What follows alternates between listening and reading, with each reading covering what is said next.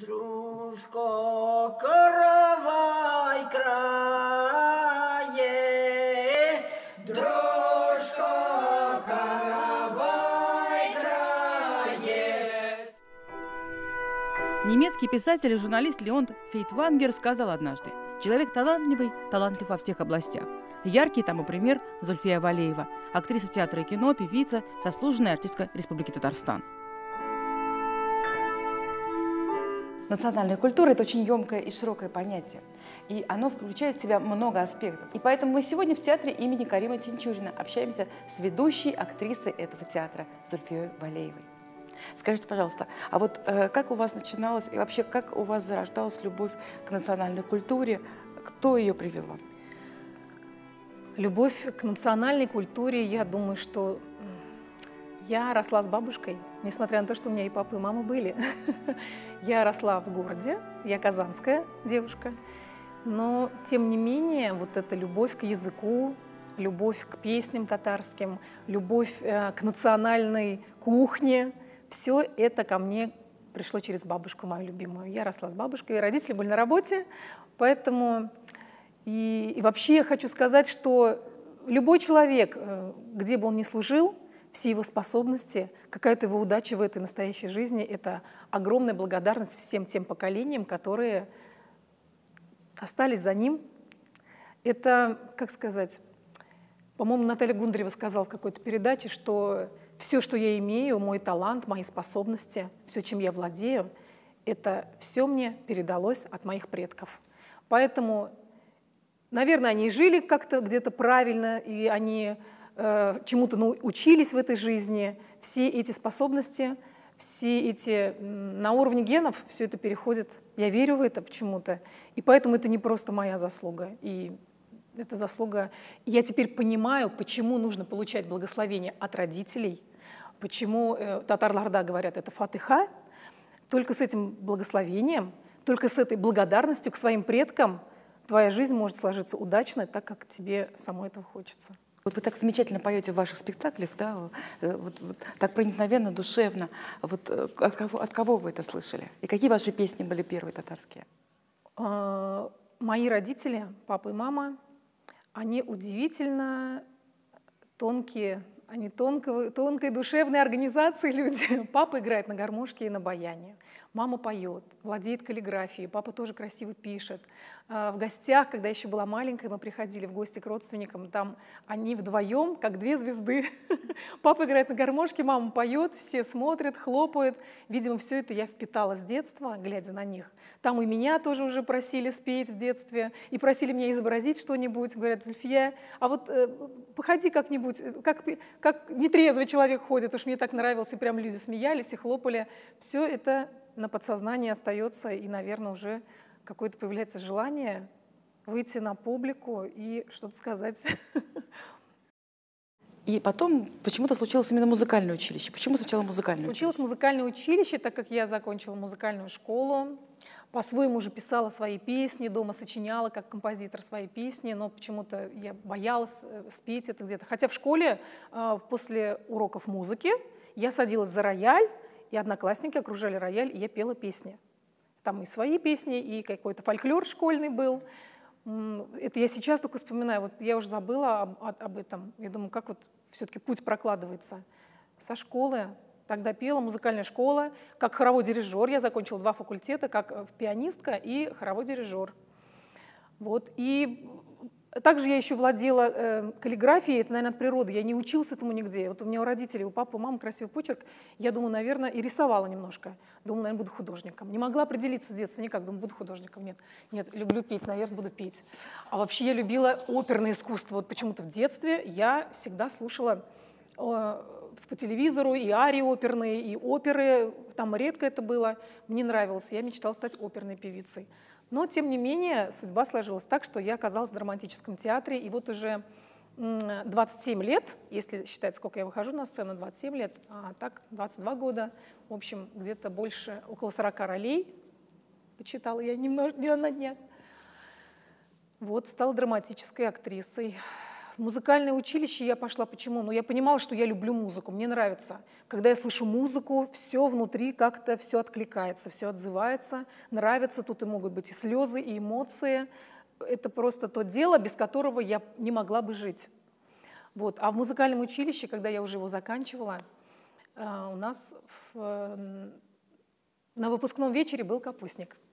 На этом капустнике я сыграла 4 роли. Я там изобразила завуча, какого-то педагога, с девчонками мы построили сценки.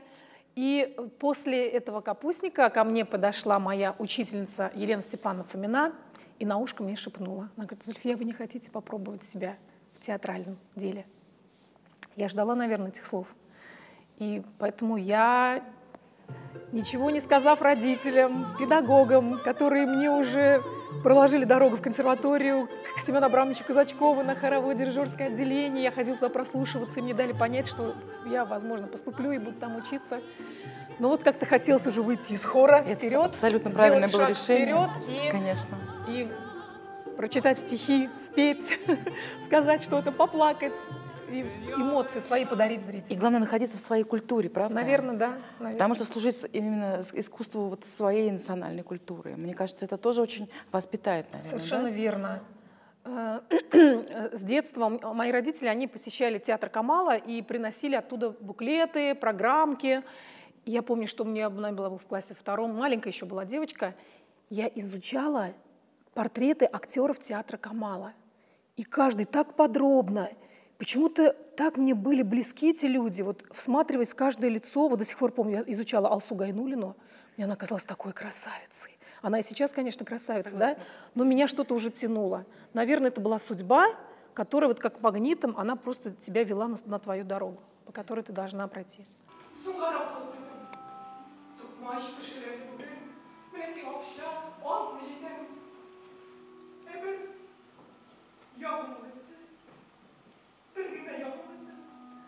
Taşlarla dişe durmam, buzlarla eride durmam, paramda dünyada yaptırda durmam, yapamazsınız.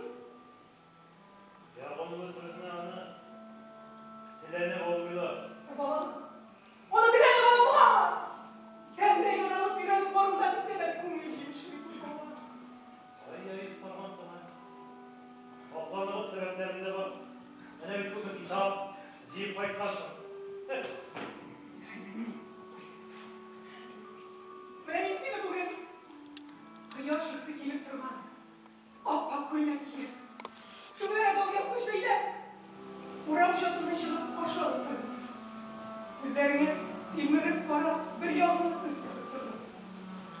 Bir yalnız söz. Когда спрашивают актера о его дебютной работе, обычно это какая-то роль отдельная на сцене, где в программке прописано твое имя, твой образ. Но я, конечно, считаю, что мой дебют на сцене — это первые шаги были в спектакле Нурихана Фаттаха и Тельсуа Катерур. Это был массовый спектакль, он был особенный, грандиозный, задействована была вся труппа нашего театра. И это были мои первые шаги. Именно в этот год я пришла учиться, так скажем, в театральный мир, в театральную сферу, деятельность в эту. Я играла здесь стражника. Нас было там много человек, 12, может быть, стражников. Мы были закрыты, видны были только глаза. Я стояла с копьем и с щитом. Но это было такое волнение, такой трепет. И мне казалось, что я видна, я заметна.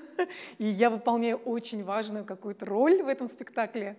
В общем, вот таким образом первые мои шаги на сцене были вот с этого спектакля. Значит, Тельсуа Катерур. Ну, а потом уже в 95-м году у меня была отдельная роль, так как я была первое мое образование — это руководитель хорового коллектива, дирижер хора, и поэтому именно, наверное, на меня была написана роль, образ Инжили Щинаевой. Тогда я еще обладала колоратурным сопрано. Все равно со временем голос он становится ниже. И была написана роль на меня и на моих однокурсников, где я появляюсь в конкурсе в татарском со своим коллективом хоровым. Это конкурс, и я там дирижер, я пою сольно и дирижирую, и мы тогда разложили народную песню «Апипя» в обработке Панькиной, мы спели на 4 голоса. с нашим курсом, с которым мы учились. Я вот с ними поработала как хормейстер. Все-таки не зря эти годы, которые я проучилась в музыкальном училище, они дали о себе знать. И потом еще в дальнейшем я в театре несколько лет работала хормейстером, помимо того, как актрисой.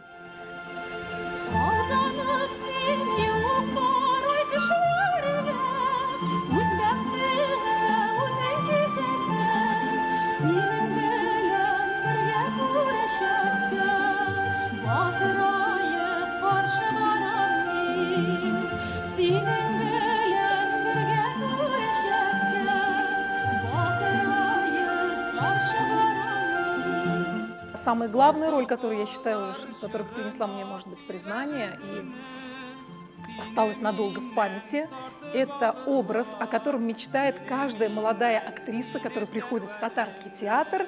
Это образ Сервер из спектакля Карима Тинчурина «Угасшие звезды». Самый любимый. 10 лет. 10 лет на сцене я выходила, имела счастье выходить в этом образе Сарвар.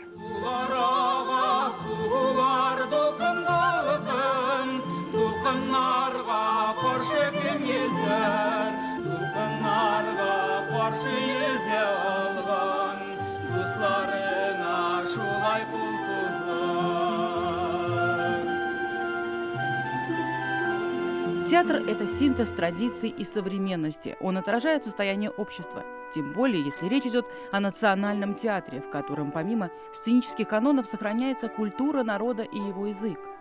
Зульфия всерьез обеспокоена тем, как сохранить татарский язык и спасти свой родной язык от ассимиляции. К примеру, эстонцы и латыши отвечают на эстонском и латышском, даже если к ним обращаться на русском, хотя прекрасно понимают и вполне могут ответить на русском языке. Так они защищают свой язык от поглощения. Сейчас в нашей республике дело с татарским языком обстоит немного напряженно, как известно, да? Не так все, как бы хотелось на самом деле. Тогда, в 80-е годы, когда я училась в школе, татарского языка тоже было недостаточно. И почему-то эти уроки, их ставили или нулевым уроком, вот как сейчас помню, я приходила не к 8 в школу, да, а вызывали нас к 7 утра. И вот мы на нулевой урок в 7 утра приходили с этими книжками и просто вслух читали рассказы, сказки, стихи, даже какие-то анекдоты. Но вот учителя, они тогда были с таким высоким сознанием, чтобы сохранить татарский язык и культуру татарскую детям ее передавать. Вот. И были такие дети, которые впитывали, слава богу, да, вроде бы вот я казанская девочка, но тем не менее вот и с учителями в школе, и с моей бабушкой. Вы знаете, Эльмира, мне кажется, я немножечко нащупала какую-то такую вот прямую маленькую тропинку к тому, чтобы речь сохранить, татарский язык сохранить, чтобы дети говорили на татарском. Это театр. Театральный кружок, я являюсь руководителем детского театра «Манзара» при 6-й гимназии. И туда приходят дети, мы ставим спектакли на татарском языке. И ты знаешь, такой интерес большой. Наверное, они там больше развивают свою речь именно на этих занятиях, нежели на уроке татарского языка.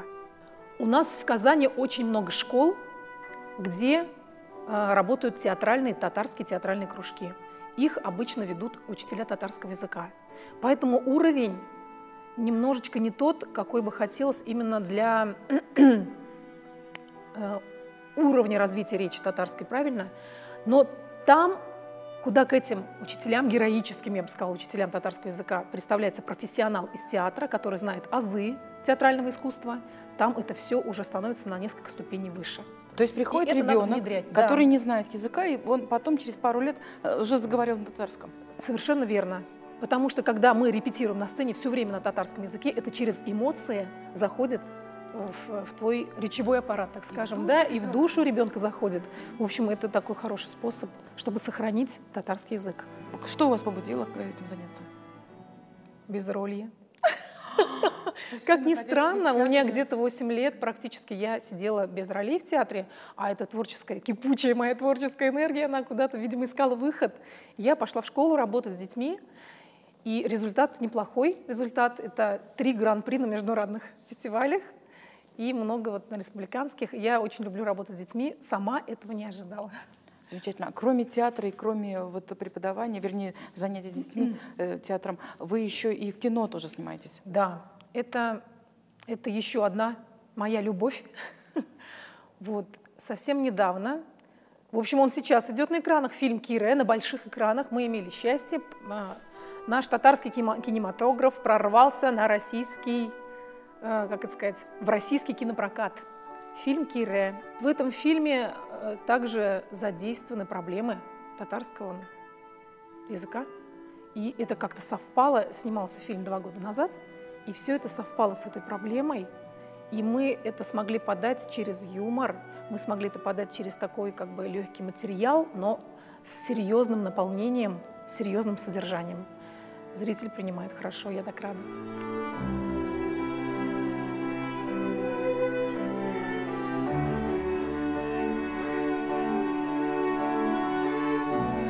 В этом году, в ноябре месяце, наш театр, не побоюсь этого слова, обогатился роскошной премьерой. Это «Три аршина земли» Аяза Гилязова в постановке заслуженного деятеля искусства Республики Татарстан Ильгиза Зайниева. Поработав с Ильгизом Зайниевым, я поняла, как можно расти на сцене. И, конечно, я им благодарна за эту роль, Шемс Гаян. Произведение легендарное, легендарного автора Аяза Гилязова. Оно было подвержено гонениям годами, начиная с 60-х годов. Вот в 62-м году он написал это произведение на литературных курсах в Москве. Этот спектакль ставили и в театре Станиславского в Москве. Причем по звонку из Казани какого-то там партийного работника его сняли. Там затронута политическая тема, затронута судьба человека, Мирвали, которому досталось в наследство от отца, ну, так скажем, богатство, да, и во времена раскулачивания он неоднозначно повел себя, решил не делиться со всеми, да, и таким образом погубил все это добро, проклял деревню и уехал на чужбину. Возвращение человека на родину, когда ты уже прожил жизнь, оно всегда очень болезненное, очень, так скажем, трагическое, я бы даже сказала, да, и его преданная супруга. Вот эта супруга Шемс Гаян, роль которой я исполняю в «Трех аршинах земли», я эту роль ждала очень долго. Я даже думаю, что я, наверное, вот годами наполнялась, чтобы ко мне пришла эта роль. И очень верю в выражение о том, что роль тебе дает не режиссер, ты не сама выбираешь эту роль, а все-таки роль и образ, они находят актера и каким-то образом вот притягиваются и воплощаются. Я так в это верю, и вот эта вот роль, которую я получила, прям безумно просто счастлива, с таким удовольствием я ее играю, и я уже по возрасту подхожу к ней, да, такая возрастная, зрелая, мудрая женщина, которая предана своему мужу, которая, я бы сказала, что это такая великая татарская женщина, которая хранит судьбу своего мужа. Даже так. Вот. Постановка масштабная. Я бы сказала, что это фреска. Если выражаться художественным языком, это фреска. Художник Геннадий Скоморохов, композитор Эльмир Низамов. Он сочинил такую музыку великолепную. Я даже, когда первые аккорды услышала, я думаю, это же какой-то наш классик, наверное. Кто-то там Ярулин или там Музафаров, может быть, даже Жиганов. Это Эльмир Низамов. И он нашел именно интонации, правильные мотивы, правильную аранжировку для этого спектакля. В общем, как-то все сошлось очень гармонично, очень красиво. И главное, что это очень зрелищно и для зрителя очень интересно.